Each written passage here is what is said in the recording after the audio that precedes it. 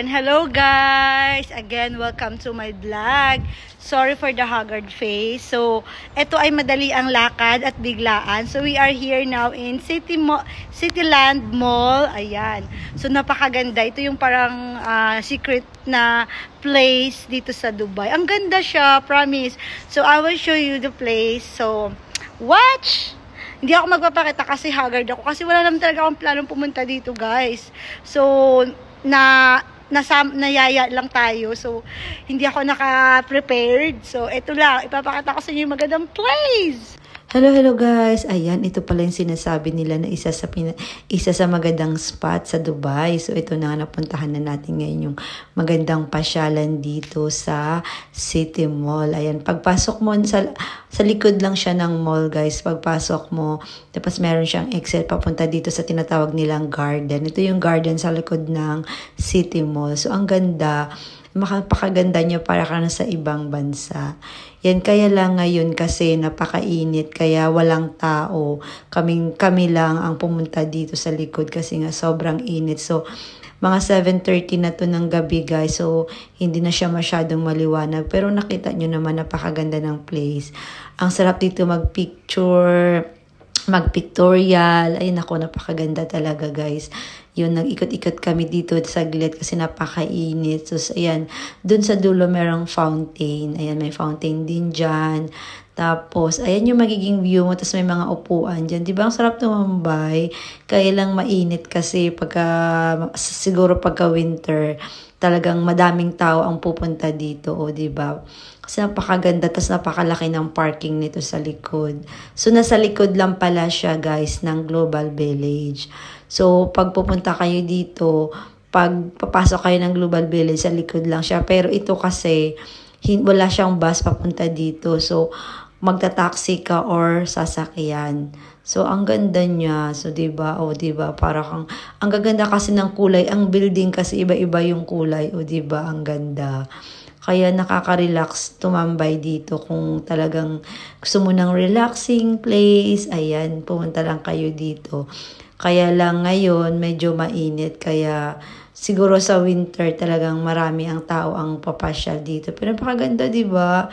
Amazing yung place. So, ito na nga, may pahagdan sila dito. So, sa kabilang side, makikita mo rin yung view sa kabila. O, diba?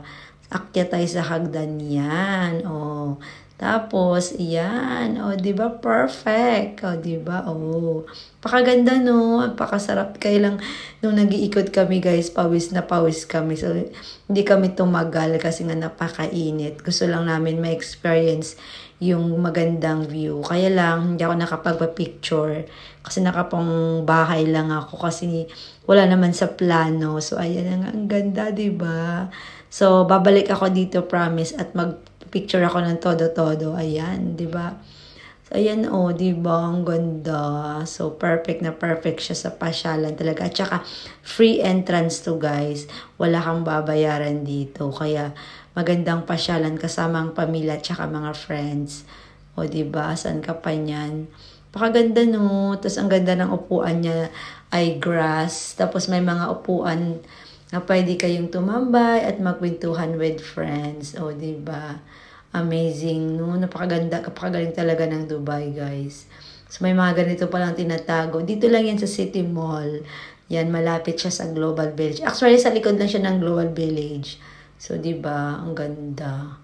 Kasi pwede ka rin mag-bus, kaya lang malayo ay yung lalakarin mo. Pero, talaga maganda mag-taxi papunta dito. Or, kung meron kayong sasakyan, mag-car na lang kayo.